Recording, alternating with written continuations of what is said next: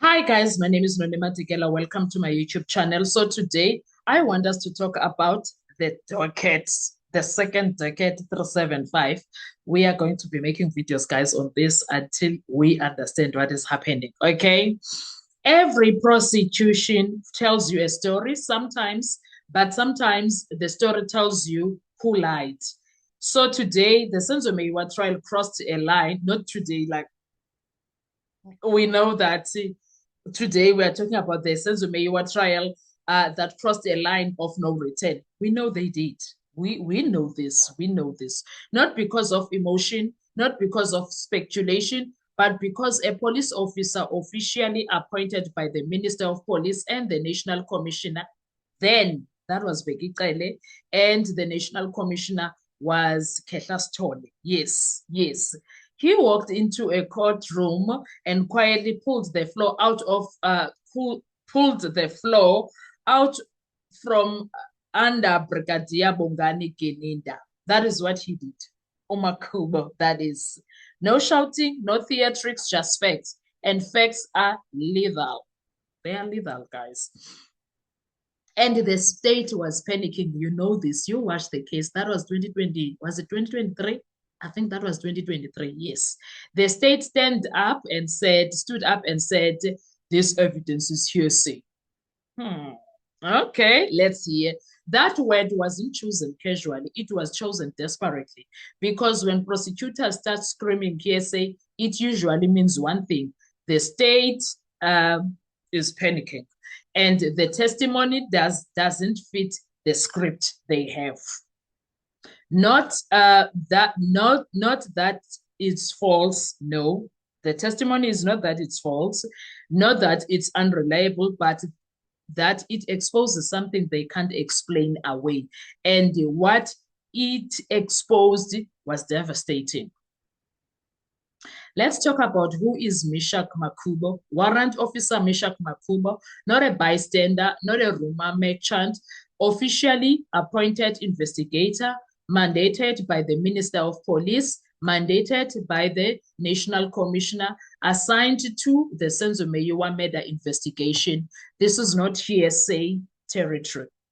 There was a letter that was read. There is a letter that we have. It was there by Patricia's Twitter or Facebook. Yes, somewhere there. Yes.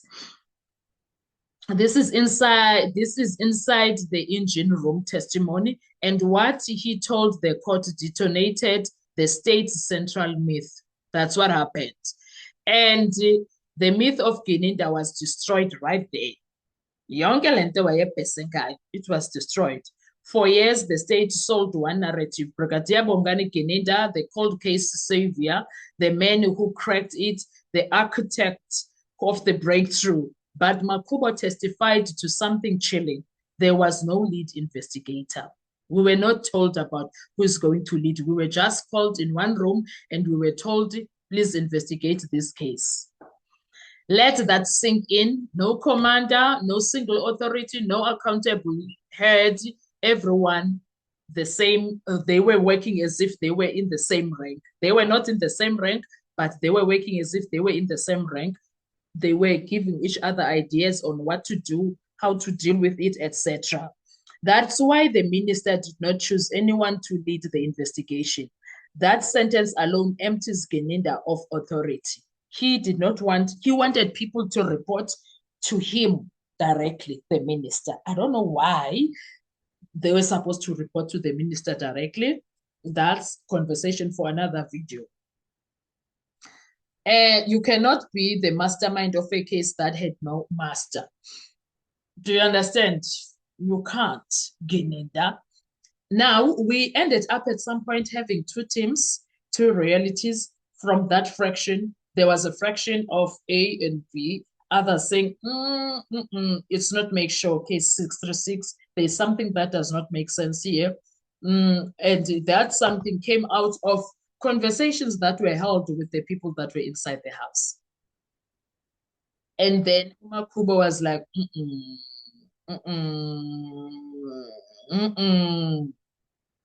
No, Umakubo not Joyce were like that. They were like, and then comes the real bomb. Yabo. Makubo confirms investigators split into two teams. There are different opinions, different investigative directions, different outcomes. And then the danger, that's where the danger came in. That is where the danger came in, okay? Then the dagger was that's why myself and Colonel Joyce Buthelezi were not informed when the suspects were arrested. So Makubo and Buthelezi were not told about the 5 men that are arrested for case 636. They were not informed. Yes. Hear that again. Let me repeat it for you. Makubo, and I quote, that's why myself, okay, let's start so that you understand. Makubo confirms investigators split into two teams. Different opinions, different investigative directions, different outcomes. And that's when everything went left. And then the dagger.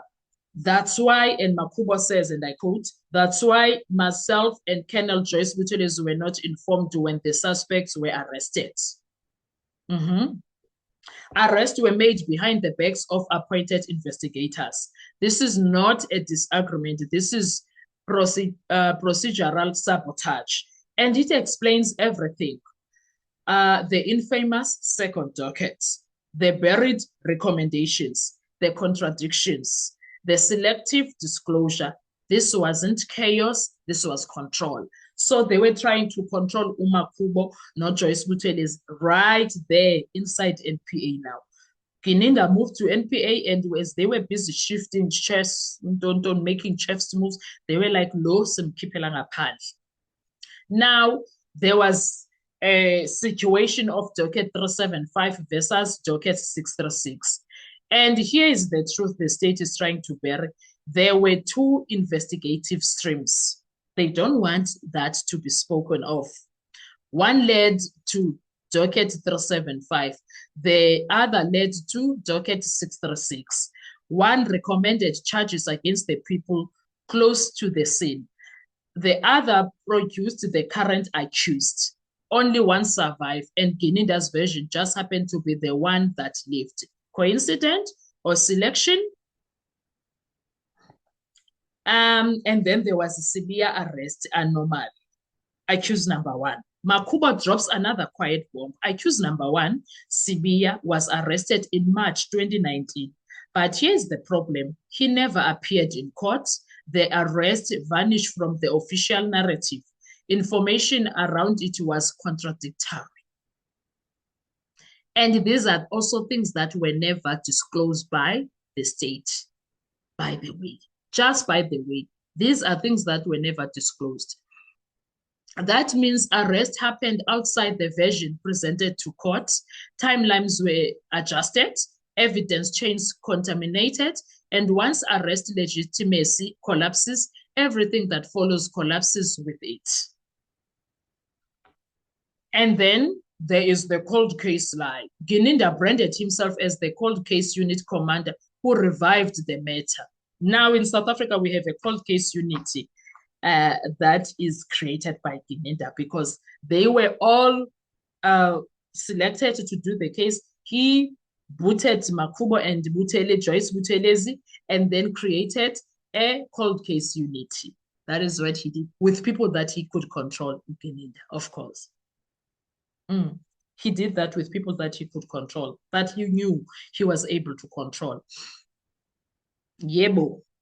And then Makubo says the case was not filed under the National Cold Case Unit. That is a direct contradiction. No interpretation, no opinion. Facts versus myth. If the case was never formally a cold case, Gininda's authority narrative is inflated. His role is overstated. His credibility fractures. Be it now, there is a cold case unity. Back then, 2017, 18, 19, there wasn't at the time. So Gininda created it, I suppose, at a later stage, and he decided to call it cold case unit. And why hearsay is a panic button? Because now, when Makubo came, there was a panic that was happening. The state doesn't want this evidence evaluated. They want it excluded. because if the court accepts it, it must confront parallel investigations, suppressed dockets, selective arrest, no lawful command structure, a prosecution built on one chosen version. This stops being about confessions. This becomes a trial of the investigation itself, and Gininda sits at the center of that storm. And he ain't ready for it. He's not ready for it. Not at all. Let's be clear. This is not about proving Gininda lied. It's worse. It proves he was not in control. He was not the sole authority. His version was not inevitable. His narrative won a power struggle, not an evidential one. That's vital in law, because courts don't convict on power, preference, convenience. They convict on lawful, transparent process. And this process, very questionable. Very, very questionable, the process. So now the question is no longer, are the confessions admissible? The real question is, which investigation was buried and why? And once that question is asked, Gininda's credibility doesn't just weaken, it collapses under its own weight. You can call it hearsay, but the truth has a habit of resurfacing. And when it does, it doesn't whisper. It comes out, it explodes. It forces people to listen. It forces everyone to capture what is being said. It forces the bystander, the whatever, it forces itself out, and there is no control that can be done on it once it's like that. You can't control it. So Gininda has that problem in his hands. He has that problem in his hands, and I don't know how he is going to get out of this one.